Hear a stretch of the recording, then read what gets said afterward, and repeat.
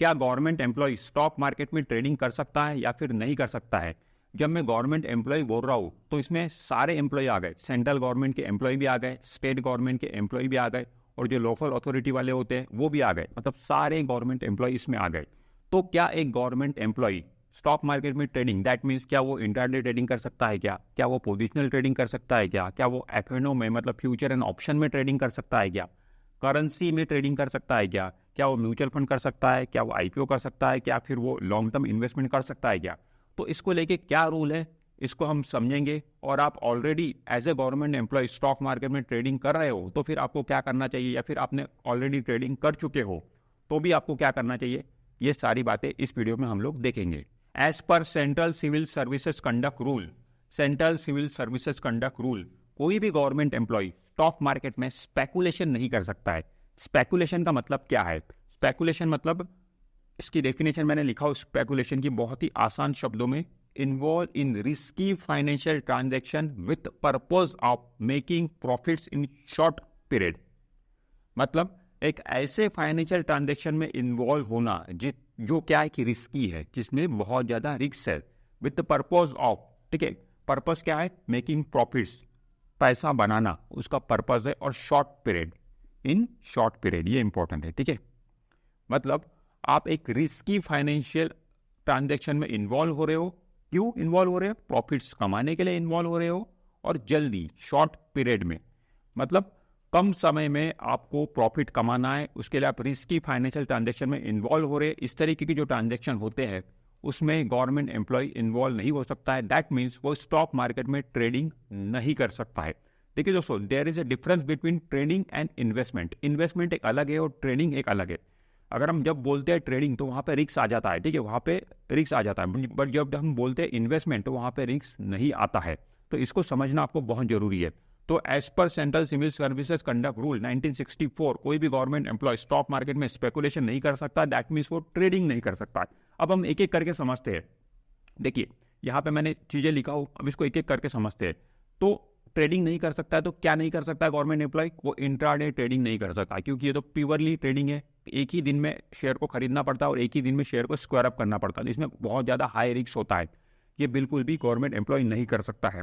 उसके बाद में पोजिशनल ट्रेडिंग, ये पोजिशनल ट्रेडिंग भी गवर्नमेंट एम्प्लॉय नहीं कर सकता है। पोजिशनल ट्रेडिंग किसे बोलते हैं? आज आपने शेयर लिया, 2 दिन के बाद बेच दिया, 4 दिन के बाद में बेच दिया, मतलब इस तरीके की जो आप पोजिशनल ट्रेडिंग कर रहे हो उस तरीके की ट्रेडिंग भी एक गवर्नमेंट एम्प्लॉय नहीं कर सकता है, क्योंकि उसमें भी काफी रिस्क होता है, उसमें भी मैक्सिमम लोग पैसा गंवाते हैं।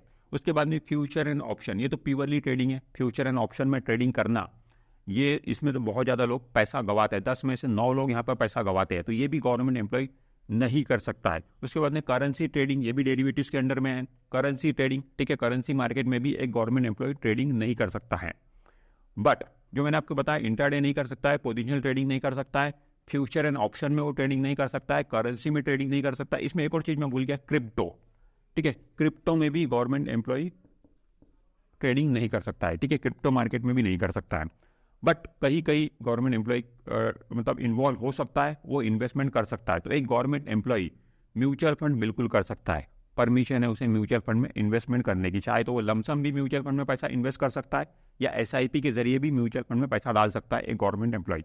वो आईपीओ में भी पैसा डाल सकता है, बिल्कुल छोटे आईपीओ में भी वो पैसा लगा सकता है गवर्नमेंट एम्प्लॉय। इसके अलावा लॉन्ग टर्म इन्वेस्टमेंट तो बिल्कुल कर सकता है एक गवर्नमेंट एम्प्लॉय। अब लॉन्ग टर्म इन्वेस्टमेंट किसको बोलेंगे? मतलब आज आपने कोई शेयर खरीद लिया, 6 महीने के बाद बेच रहे हो, 1 साल के बाद, 2 साल के बाद बेच रहे हो, तो that is a long term investment. तो उस तरीके का जो इन्वेस्टमेंट रहेगा वो गवर्नमेंट एम्प्लॉय कर सकता है। इसमें आपको बार बार शेयर को खरीदना और बार बार बेचना नहीं पड़ता, एक बार आपने खरीद लिए तो लॉन्ग टर्म तक आप उसे होल्ड करके रख सकते हो। तो लॉन्ग टर्म इन्वेस्टमेंट कर सकता है गवर्नमेंट एम्प्लॉय, आईपीओ में पैसा डाल सकता है, म्यूचुअल फंड में पैसा डाल सकता है, ठीक है। बट ये जो चीजें है इंट्राडे से लेके तो करेंसी तक, ये वाली चीजें गवर्नमेंट एम्प्लॉय नहीं कर सकता है, क्रिप्टो नहीं कर सकता है। इसके अलावा कुछ ऑनलाइन बेटिंग एप्स होते हैं, वहां पर भी गवर्नमेंट एम्प्लॉय इन्वॉल्व नहीं हो सकता है। कसिनो, रमी वगैरह जो चलते हैं ऑनलाइन, वहां पर भी गवर्नमेंट एम्प्लॉय इन्वॉल्व नहीं हो सकता है। कहने का मतलब सिंपल आप समझ के रखिए, जहां पर बहुत ज्यादा हाई रिस्क है, जैसे कि मैंने बोला कि रिस्की फाइनेंशियल ट्रांजेक्शन, इसमें गवर्नमेंट एम्प्लॉय इन्वॉल्व नहीं हो सकता है। जो मैंने बोला कि इंट्राडे हो, पोजिशनल ट्रेडिंग हो, फ्यूचर एंड ऑप्शन हो, करेंसी ट्रेडिंग हो, इसमें 10 में से 9 लोग यहाँ पर लॉस करते हैं, मतलब यहाँ पे हाई रिस्क है, ठीक है, हाई रिस्क है। तो ऐसे जगह पे गवर्नमेंट एम्प्लॉय इन्वॉल्व नहीं हो सकता है। इसके अलावा कमोडिटी मार्केट में भी गवर्नमेंट एम्प्लॉय ट्रेडिंग नहीं कर सकता है। कमोडिटी जैसे कि गोल्ड, सिल्वर, ठीक है, और जो नॉन एग्री कमोडिटी होती है, एग्री कमोडिटी, वहाँ पर भी गवर्नमेंट एम्प्लॉय ट्रेडिंग नहीं कर सकता है, क्योंकि वहाँ पर भी रिस्क इन्वॉल्व होता है, वो भी एक डेरिवेटिव मार्केट के अंडर में आता है। तो कहाँ पर नहीं कर सकता है गवर्नमेंट एम्प्लॉय? इंट्राडे ट्रेडिंग नहीं कर सकता है, पोजिशनल ट्रेडिंग नहीं कर सकता है, फ्यूचर एंड ऑप्शन में ट्रेडिंग नहीं कर सकता है, करेंसी मार्केट में ट्रेडिंग नहीं कर सकता है, कमोडिटी मार्केट में भी ट्रेडिंग नहीं कर सकता है, क्रिप्टो जैसी चीज भी नहीं कर सकता है। तो कर क्या सकता है?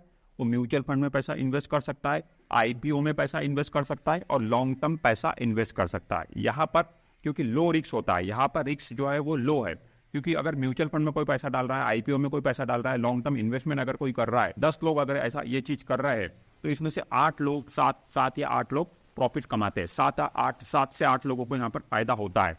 बट यहाँ पे 7 से 8 मतलब 8 से 9 लोगों को यहाँ पे नुकसान होता है। ठीक है, ये हाई रिस्क वाले गेम है, इसमें इन्वॉल्व नहीं हो सकते। बट ये लो रिस्क वाला गेम है, यहाँ पे बिल्कुल गवर्नमेंट एम्प्लॉय इन्वॉल्व हो सकता है। एज पर रूल कोई भी गवर्नमेंट एम्प्लॉय साइड बिजनेस नहीं कर सकता है। जब आप ये चीज कर रहे हो, intraday trading, positional trading, future and option में ट्रेडिंग, करेंसी, कमोडिटी, तो ये जो है ये बिजनेस की कैटेगरी में आता है। ठीक है, इसे एक तरीके से बिजनेस ही माना जाता है, क्योंकि ये चीज में आपको फुल टाइम इन्वॉल्व होना पड़ता है।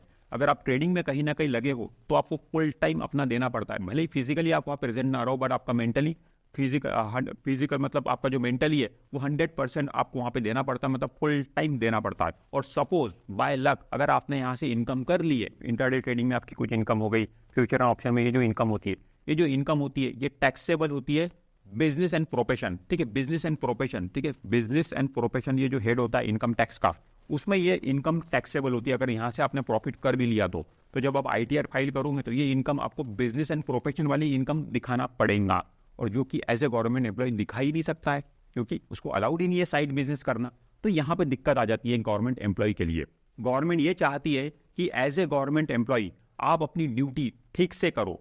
अगर आप ये चीज़ों में इन्वॉल्व रहोगे, इंट्राडे ट्रेडिंग, पोजिशनल ट्रेडिंग, इस तरीके की जो सट्टेबाजी वाली चीज़ है, इसमें अगर इन्वॉल्व रहोगे तो आप अपनी ड्यूटी ठीक से नहीं कर पाओगे, क्योंकि आपका माइंड डाइवर्ट होगा। फिजिकली जरूर आप ड्यूटी पर अवेलेबल होंगे, बट आपका माइंड कहीं ना कहीं यहाँ पर लगा रहेगा। और ये बात सच भी है, जो लोग ट्रेडिंग में इन्वॉल्व होते हैं वो उनका ध्यान दूसरे कामों में नहीं होता है। ये फैक्ट है, होता ही है, क्योंकि आपका पैसा यहाँ पे लगा हुआ है। ठीक है, पैसा लगा हुआ है तो पैसा आपका प्लस हो रहा है, माइनस हो रहा है, आपका ध्यान वहीं पर ही रहने वाला है, तो ड्यूटी इससे अफेक्ट होने ही वाली है। तो ये रूल इसको देखकर बनाया गया है। अपने फैमिली मेंबर के नाम पर भी ट्रेडिंग नहीं कर सकते हो। आप सोच रहे हो कि ऐसे गवर्नमेंट एम्प्लॉय मैं ट्रेडिंग नहीं कर सकता, तो मैं अपने वाइफ का अकाउंट ओपन कर लेता और वहां से मैं ट्रेडिंग करूंगा, तो बिल्कुल वैसा अलाउड नहीं है। क्योंकि वाइफ का अकाउंट वाइफ का जरूर है, बट उसमें जो पैसे लगे हुए होंगे वो आपके लगे हुए होंगे, तो वहां पर लॉस होगा तो उससे अफेक्ट एक गवर्नमेंट एम्प्लॉय ही होने वाला है। तो फैमिली मेंबर के नाम पर भी आप ट्रेडिंग नहीं कर सकते हो। अगर आप as a government employ trading करते हुए पकड़े जाते हो तो ड्यूटी से रिलेटेड आप पे एक्शन लिया जा सकता है। हो सकता है कि आपको आपकी ड्यूटी से सस्पेंड कर दिया जाए, या फिर ये भी हो सकता है कि आपको अपनी ड्यूटी से टर्मिनेट कर दिया जाए। तो इस तरीके की ड्यूटी से रिलेटेड एक्शन आप पे लिए जा सकते हैं अगर आप ट्रेडिंग करते हुए पकड़े जाते हो तो। हाँ, अगर आपको अपना ट्रेडिंग का शौक पूरा करना ही है, अगर आप ट्रेडिंग करने के लिए मतलब आपका एक शौक है और आपको करना ही चाहते हो, तो आपके लिए ऑप्शन बचता है as a government employ after retirement. After retirement आप जरूर ट्रेडिंग कर सकते हो, किसी भी तरीके की ट्रेडिंग कर सकते हो, कोई भी सट्टेबाजी आप कर सकते हो, बट आफ्टर रिटायरमेंट, रिटायर होने के बाद बिल्कुल आपको परमिशन है सब कुछ करने की।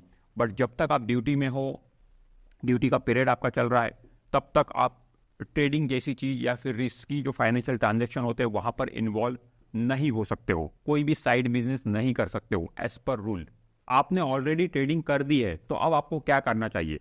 तो देखिए, जनरली गवर्नमेंट एक्शन लेती नहीं है। कितने गवर्नमेंट एम्प्लॉई है जो ट्रेडिंग कर रहे हैं, ठीक है, बहुत सारे, कईयों को तो हम जानते हैं जो स्टॉक मार्केट में ट्रेडिंग कर रहे हैं, फ्यूचर ऑप्शन कर रहे हैं, बहुत सारी चीजें कर रहे हैं, बट उन पे आज तक एक्शन लिया नहीं गया है। तो जनरली गवर्नमेंट एक्शन लेती नहीं है, तो आपको भी टेंशन लेने की जरूरत नहीं है, मतलब आप ऑलरेडी ट्रेडिंग कर दिए हो तो। बट दोस्तों, ये रूल बना हुआ है, ठीक है, ये रूल बना हुआ है, अगर गवर्नमेंट एक्शन लेती नहीं है इसका मतलब ये नहीं कि ले नहीं सकती है। अगर रूल है तो गवर्नमेंट एक्शन आप पे ले सकती है। तो मैं आपको यही बोलूंगा कि आपने ऑलरेडी ट्रेडिंग कर दी है, तो बट आप आगे से अब ये वीडियो देखने के बाद आप ट्रेडिंग मत करो, बंद कर दो, क्योंकि आप पे एक्शन लिया जा सकता है। आपकी ड्यूटी से रिलेटेड आपकी ड्यूटी खतरे में आ सकती है। अगर आप पकड़े जाते हो तो आपकी ड्यूटी खतरे में आ सकती है। तो अगर आपको अपनी ड्यूटी प्यारी है तो ट्रेडिंग आगे से आप बंद कर दो। अगर आपकी किस्मत खराब है तो आप न चाहते हुए भी आप फंस सकते हो।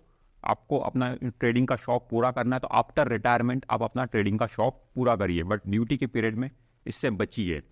तो दोस्तों ये वीडियो जो है, इस वीडियो को आप अपने फ्रेंड्स में, अपने रिलेटिव्स में जहाँ पर गवर्नमेंट एम्प्लॉयज़ हैं वहाँ पर आप शेयर करिए, ताकि उनकी भी कुछ हेल्प हो सकता है कि उन्हें रूल पता ही ना हो, ये वीडियो उनके पास जाने के बाद उन्हें ये रूल पता चले और वो भी मुसीबत में जाने से बच जाए। तो इस तरीके से आप उनकी हेल्प करिए। तो दोस्तों इस वीडियो में इतना ही, मैं मिलता हूँ आपसे नेक्स्ट वीडियो में। This is Imran Shaikh signing of.